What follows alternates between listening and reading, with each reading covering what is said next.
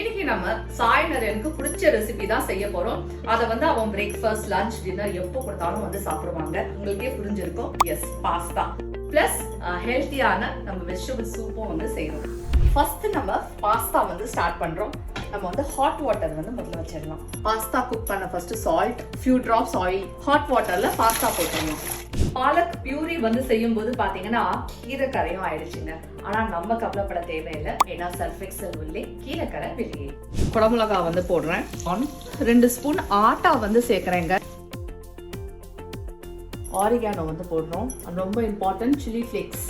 ஹெல்த்தியான சூப் இருக்கு, ஹெல்த்தியான பாஸ்தா இருக்கு. இன்னைக்கு வந்து ஒரு பிடிக்க வேண்டியதான். இந்த வாட்டி கொஞ்சம் டிஃப்ரெண்டா, ட்ரெடிஷ்னல் ரெசிபி இல்லாம ஒரு டிஃப்ரெண்டான குசின் வந்து கொடுத்திருந்தாலும் வாஷ் பண்ணுறது எப்பவுமே பாத்தீங்கன்னா நம்மளோட சர்ஃபெக்சல்ல தான். பாருங்க எவ்வளவு அழகா வந்து கரை வெளியில எடுத்துட்டேன். உண்மையா தான் சொல்றாங்க, சர்ஃபெக்சல் உள்ளே சாப்பாடு கரை வெளியே.